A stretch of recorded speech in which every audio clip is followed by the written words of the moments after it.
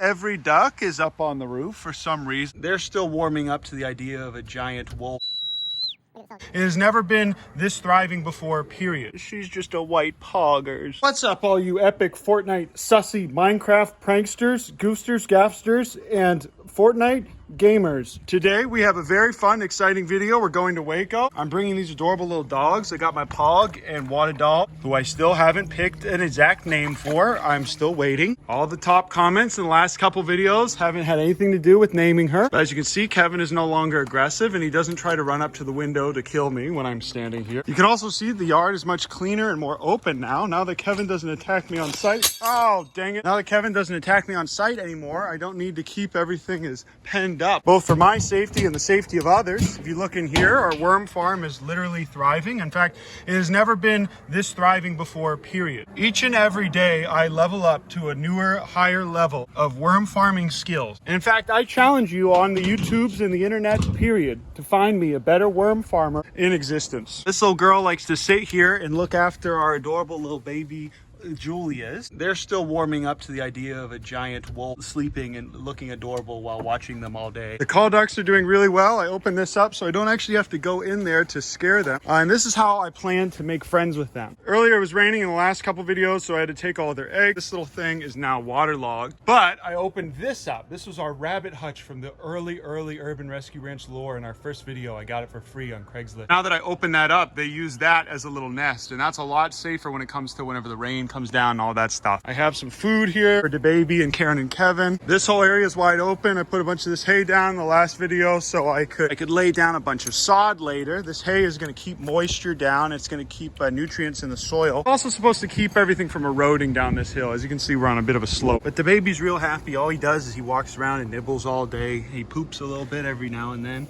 If we're lucky, we might get to catch a little poop falling down. Let's see if we can get a little shot of a poop falling down. Hey, mind your distance, sweetheart. Can't get them like that. You just gotta love them and you gotta be nice and slow. You ran a little too fast. Yep, everything seems to be all right here. I just need to get these guys from the rest of the yard. Okay, that seems to be all of them. The rest of the stuff is really easy to take down. Now I'm gonna call the dogs over and we're gonna go to Waco. Whoop, dropped one. Goodbye, Kevin. Goodbye, Karen. Love you. Okay, the house is relatively clean, so it's time to go. Look at these babies. Watching this little girl come out of her shell and get a lot more comfortable and friendly with us has been really, really fun. Look how precious she is. She's just a white poggers. All right, everybody. I got all the fencing loaded up. I got my Pog and my dog, and it's time to go. New York! Concrete jungle where dreams are made of. Okay, we're back at the house, and now I'm just gonna check and see what's been done. All the siding is gonna have to be caulked.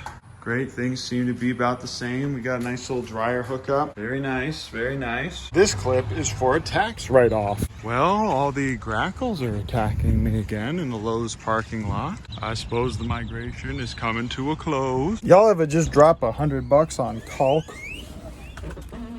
All right, everybody, it's the next day. Time to unload all this crap. No, it rained this morning. I can still go ahead and drive through here without having to worry about it tearing up the gravel. Good thing it's starting to harden now. Very nice. And today's a very big day. We got some of the caulking done, but the appliances are coming in today. Every duck is up on the roof for some reason on this nice rainy day. It's a nice rainy 70-degree day, and as you can see here, the paint is starting to chip on my door. Isn't that nice? It's probably from one of these dogs. Oakley dokley. That is all of the fence panels. Somebody said, hey, don't feed Poggers puppy food because that's not for old dogs. This was vet recommended. Poggers has a little mini adorable eating disorder, so I'm trying to train him to like dry food again. It seems to be working. Look at his little ashy butt. I got all the panels right here, and I got, I think, 5 different doorways. So we can do a lot with this stuff. And almost forgot I have even more here back from another kennel that we have. And there's a door here as well. So we have 6 doors and a ton of fencing. That can go everywhere over here. Johnny really had a birthday party here and never cleaned up. And look at these adorable little turkeys. They're getting a lot bigger now. Wow. It's not to sound cringe, but whenever it rains, everything looks a lot more beautiful here because the greens are a lot deeper, as you can see. And I think this is the first time I've gotten to see the whole back area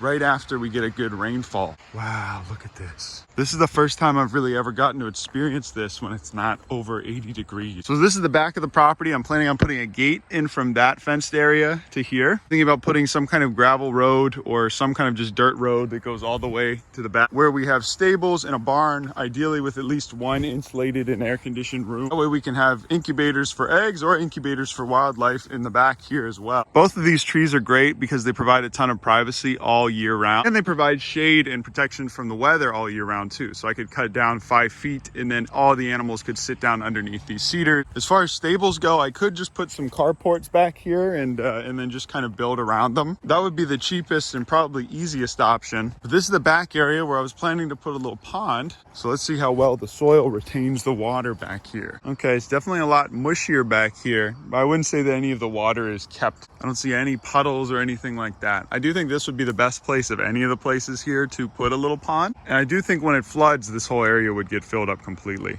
But this is all the neighbor's property and it's abandoned. All these coyotes live back there and I can hear them howling nowadays. The winter and the fall, all the coyotes get together and they start to hunt in packs because food is more scarce. At that point, they're done pupping, so they all kind of join together and make it large packs. That's when they go to farms and they kill free-range chickens. They kill all the feral cats in the cities. And a lot of studies from research that I looked at said that a lot of the coyotes' diet in the city is just feral cats, mostly just feral cats and squirrels, which is pretty neat. And that's what happens whenever you guys don't microchip and keep your cats indoors. They get eaten by coyotes, even right in downtown Austin. Apparently that also happens in Chicago, but this is the other back part of the property. There's a open little area here, but I sacrificed my little part of the fencing here because I kind of wanted to leave an open area for wildlife to come in and out. Also, I would have to put new 8-foot fencing around this entire perimeter and potentially put a gate back there so that we can go out into the field if we ever rent and get permission to use that land. And then I have the little open area here so we could put a gate to get into that field if we ever need to rent or use that land. It's abandoned, so why not? But this whole run here is very long and it's pretty wide in this part, which is ideal for ratites. I'm talking ostriches, rhea. They're gonna have a ton of room to run around and have fun here. It's gonna go all the way back to this property line. Ideally, the barn would probably be from there to here. I'd have to be a certain distance from that line, or it could probably just be right here in the back middle. Showed you guys this before, but this is what it looks like when it's just got done raining. It's beautiful. This whole entire 300-acre field is just owned by a company that leases it to farmers. But what's really, really cool is that across here, Poggers and this little guy can run for hours and hours, and Poggers loves to just come out here and run as long as I stay here. If I leave, he'll run right back. If I stay here, he likes to look back and say, is Papa still there? Look at him, watch this. Boy, come here, boy!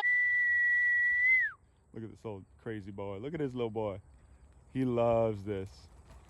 Good boy. Oh! And she's learning. She can't run that fast, but she loves to watch him do it. So back across this field is this awesome wooded area that I found the other day that has a ton of creeks in it. There are no trespassing signs, and then there aren't any houses or anything for miles, just cornfields on the other side. And if there are no trespassing signs, then I am legally allowed to kind of meander over there. Also, I'm pretty sure the creek itself is a property line you're allowed to walk on. And if it's a named creek, then I don't think, need to have permission to be walking through it. Regardless, though, there's no signs. Here's a little bit of new growth here. So in the next video, I'm gonna take you guys back into that creek and I'm gonna bring these adorable little baby boys. And we're gonna do a little bit of urban creek fishing. Also, I believe all this fencing here used to be just panels to keep hogs out so that they could hunt in this back area. Typically in Texas, people put a feeder in the middle, which we're not allowed to do in Pennsylvania. And they have a fence around it so the hogs don't get into it. And when I was walking through that creek the other day, I found a ton of sign from hogs. So they are here, they just live along the creek. And that's really important to know before I get pigs here, because feral hogs will oftentimes smell the female hogs in heat. Because feral hogs will oftentimes smell the female hogs when they're in heat and then run onto your property, mate with your females, break in, mate with your females,